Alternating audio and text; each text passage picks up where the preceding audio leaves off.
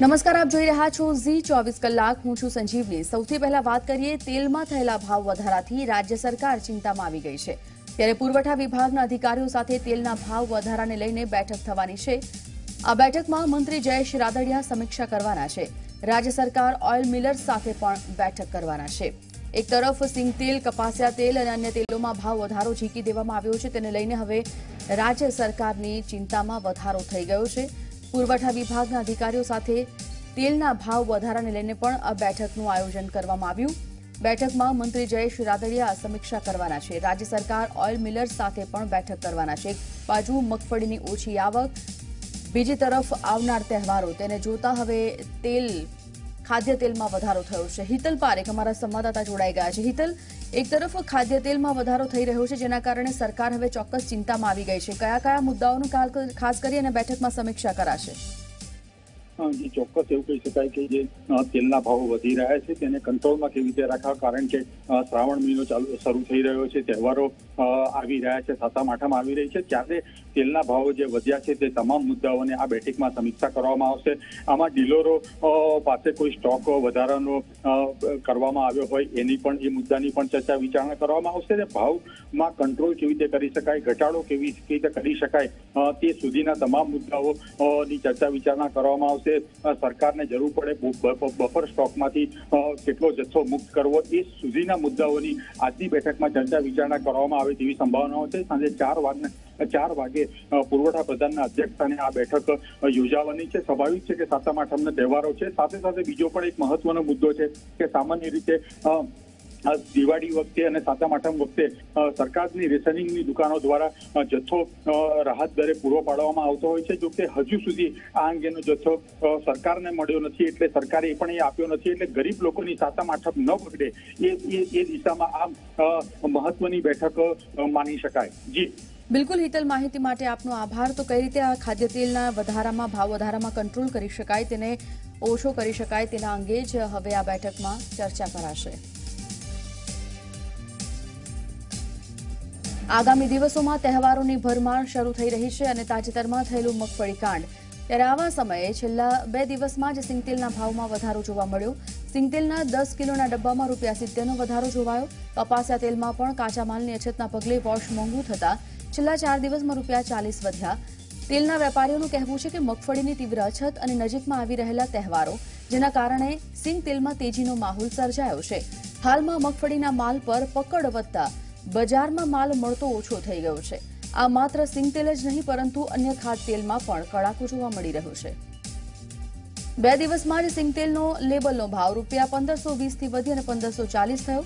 સિંગતેલના નવા ટીનનો ભાવ ₹1570 થી વધી અને 1590 થઈ ગયો, જ્યારે કે સિંગતેલના 15 લીટરના ટીનનો ભાવ ₹1490 પર પહોંચી ગયો છે. આ તરફ કપાસિયા તેલમાં 15 કિલોના ₹1360 થી વધી ₹1380 થઈ ગયા છે. કપાસિયા તેલ 15 લીટરનો ભાવ ₹1260 થી વધી ₹1280 થઈ ગયો છે. રક્ષિત પંડ્યા અમારા સંવાદદાતા જોડાઈ ગયા છે, તેઓ સાથે વાત કરીએ. રક્ષિત, ખાદ્ય તેલમાં વધારો એક તરફ ચોક્કસ ચિંતાનો વિષય, ન ફક્ત ગૃહિણીઓ માટે પરંતુ સરકાર માટે પણ આ ચિંતાનો વિષય સાબિત થયો છે. અસર તેની કેવી વર્તાઈ શકે છે આગામી સંજોગોમાં?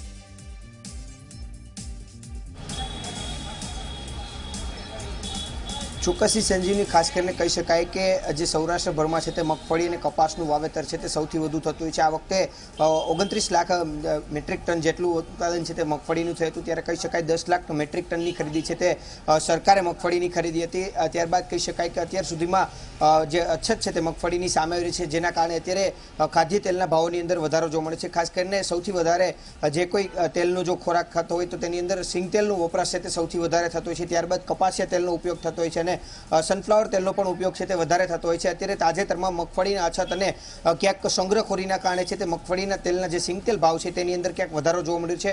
આપણી સાથે અત્યારે રાજકોટ જે તેલના વેપારી છે ભાવેશ એજન્સીના વેપારી છે, તેમની સાથે વાત કરીએ. ભાવેશભાઈ, તેલના ભાવ અત્યારે વધી રહ્યા છે, શું પરિસ્થિતિ છે? દરેક તેલની શું પરિસ્થિતિ? અત્યારે ગવર્મેન્ટે જ્યારથી ડ્યુટી એડ કરી છે ઇમ્પોર્ટેડ તેલમાં, સનફ્લાવર છે, પામોલિન તેલ છે, સોયાબીન તેલ છે, ત્યાર પછી દરેક તેલના ભાવમાં નીચા ભાવથી ઘણો બધો ઉછાળો આવી ગયો છે. સનફ્લાવર તેલની અંદર અને દરેક તેલની અંદર એપ્રોક્સિમેટલી ₹200નો દરેક ડબ્બે વધારો આવેલો છે. સિંગ તેલની અંદર છેલ્લા 1.5 મહિનાની અંદર મિલના ભાવની અંદર 175 રૂપિયાનો વધારો છે અને માર્કેટની અંદર અત્યારે 120 થી 130 રૂપિયાનો વધારો આવેલો છે. સિંગ તેલ 15 કિલો આજથી 1.5 મહિના પહેલા 1410-20 રૂપિયામાં મળતું હતું. અત્યારે એનો ભાવ માર્કેટમાં 1550 રૂપિયા છે અને મિલના ભાવ અત્યારે 1600 રૂપિયાના ભાવ છે. એટલે તમે એમ કહી શકો કે સિંગ તેલ અત્યારે 150 રૂપિયા એપ્રોક્સિમેટલી ભાવ વધારો છે. અન્ય તેલોની વાત કરીએ તો શું ભાવ છે? સિંગ તેલ ડબ્બાનો ભાવ, કપાસિયા ડબ્બાનો ભાવ, અન્ય તેલોનો ભાવનો શું પ્રમાણ છે અત્યારે? અત્યારે સિંગ તેલ 1550 ની આસપાસ માર્કેટમાં અવેલેબલ છે. કપાસિયા તેલ અત્યારે 1410 થી 1440 ની રેન્જમાં અવેલેબલ છે. નવા ડબ્બાની જ તમને વાત કરું છું.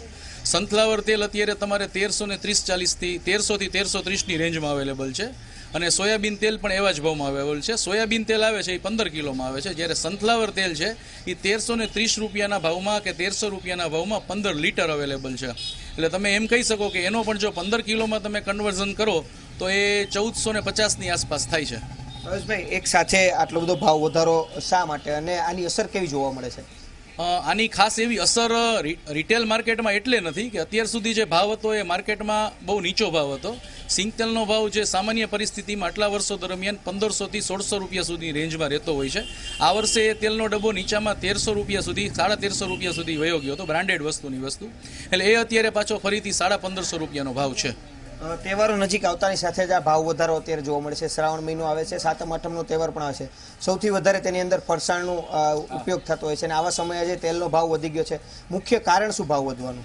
ભાવ વધવાનું મુખ્ય કારણ મગફળીની અત્યારે થોડી ઘણી અછત છે. અત્યારે તમે યાર્ડમાં જોશો તો યાર્ડની અંદર કોઈ પણ જાતની મગફળીની આવક નથી. જે કાંઈ મગફળી છે એ ફક્ત સરકાર પાસે અત્યારે અવેલેબલ છે. 6 થી 6.5 લાખ ટન નવી મગફળી સરકાર પાસે અત્યારે હાજરમાં છે અને એ મગફળી સરકાર વેચી રહી છે. એને કારણે પણ અત્યારે હજી આ ભાવની પરિસ્થિતિ છે. જો હજી ગવર્મેન્ટ જો અત્યારે પણ અટકી જાય ને મગફળી વેચતી, તો હજી આની અંદર ભાવ વધારો ઘણો બધો આવી શકે એવી પરિસ્થિતિ છે, સિંગ તેલની અંદર તો ખાસ. ભાઈ, ગત વર્ષે વરસાદ પણ સારો થયો હતો, સૌરાષ્ટ્રમાં વરસાદ સારો થયો હતો અને સૌથી વધુ ઉત્પાદન સૌરાષ્ટ્રમાં મગફળીનું કહી શકાય 29 લાખ ટન જેટલું થયું હતું. તેમ છતાં પણ આટલી અછત શા માટે? શરૂઆતની અંદર છે ને મગફળી ઘણી બધી અવેલેબલ હતી માર્કેટની અંદર અને મગફળીનું કોઈ ધણી નહોતું. એટલે ગવર્મેન્ટે મગફળી ખૂબ બજારમાંથી ખરીદી કરવી પડી. એને કારણે માર્કેટમાં એની અસર બહુ ઉલટી આવી અને મગફળીના ભાવ ધીમે ધીમે ઘટતા જ રહ્યા. હોલસેલ માર્કેટના હોલસેલ વેપારીઓ મગફળીને કોઈ પણ રીતે સ્ટોક કરવા રાજી નહોતા, કારણ કે ગવર્મેન્ટની ડિમાન્ડ જ એટલી બધી ઘણી હતી. અત્યારે હવે કોઈ મિલર્સ પાસે કે સ્ટોકિસ્ટ પાસે હાલના તબક્કે મગફળી ઓછી છે. અત્યારે જે કાંઈ મગફળી છે એ સરકાર પાસે છે અને લોકો હવે નવી વરસાદની પોઝિશન ખરાબ છે, એને કારણે ફરીથી સિંગ તેલની અંદર અને સિંગદાણાની અંદર મગફળીમાં તેજી જોઈ ગયા છે. એટલે અત્યારે જેટલી નાફેડની મગફળી આવે છે એમાંથી 50% મગફળી ફરીથી સ્ટોકમાં જઈ રહી છે. શું માનો છો, હજી આવતા દિવસોની અંદર ભાવ વધારો આવે તો ક્યાં સુધી આવે ને કેટલે સુધી પહોંચી શકે છે અને કેટલા સમય સુધી? અત્યારે સિંગ તેલ 10 કિલોનો આપણે ભાવ ગણીએ ને તો 910 રૂપિયાના ભાવ છે. નીચામાં 800 રૂપિયાના સિંગ તેલના 10 કિલોના ભાવ હતા, અત્યારે 910ના ભાવ છે. આ બજારે અત્યારે હાલના તબક્કે સિંગ તેલની બજાર સ્થિર છે, પણ જો વરસાદ નહીં પડે અને મગફળીની આવી જ અછત રહેશે તો સિંગ તેલના જે ભાવ અત્યારે 910 છે, 950 અથવા તો 975 રૂપિયા સુધી પણ પહોંચી શકે છે 10 કિલોના. એટલે કે ડબે તમે હજી કહી શકો કે આમની અંદર 100 રૂપિયાથી 125 રૂપિયાની હજી તેજી આવી શકે એવી શક્યતા છે. સંજીવની, ચોક્કસથી જે રીતે વેપારીનું કહેવું છે કે જે રીતે સરકાર દ્વારા કે નાફેડમાંથી જે મગફળી આવી રહી છે તેની અંદર 6 લાખ ટન જેટલી મગફળી હજુ સરકાર પાસે અવેલેબલ છે અને ત્યાંથી ખરીદી કરવામાં છે, પરંતુ કહી શકાય કે ક્યાંક ને ક્યાંક છેલ્લા ઘણા સમયથી મગફળીના કૌભાંડ છે તે સામે રહે છે, જેને લઈને અછત છે તે પણ જોવા મળે છે. ક્યાંક એવું પણ બને છે કે કેટલાક ખેડૂતો છે કે તેઓ પોતાની મગફળી છે તે સંગ્રહ કરીને રાખી છે, પરંતુ આ વર્ષે વરસાદ છે તે અત્યારે ઓછો જોવા મળે છે. વરસાદનું પ્રમાણ પણ આ વખતે ઘટ્યું છે. જે 100% વરસાદ થવાનો હતો તે 88 થી 90% જેટલો વરસાદ થવાનું પણ હવામાન વિભાગ દ્વારા કહેવામાં આવ્યું છે. ત્યારે આગામી દિવસોની અંદર જો વરસાદ નહીં પડે અને હજુ પણ મગફળીની અછત જો યથાવત રહેશે તો આજે સિંગ તેલનો અને કપાસિયા તેલનો જે ભાવ છે તે હજુ પણ આગામી દિવસોની અંદર આસમાને જાય તેવું લાગી રહ્યું છે. બિલકુલ, એટલે તમામ મુદ્દાઓને જોતા ચોક્કસપણે એવું લાગી રહ્યું છે કે આગામી સંજોગોમાં હજી જો આ તેલનો ભાવ વધે તો નવાઈ નહીં. રક્ષિત, માહિતી માટે આપનો આભાર.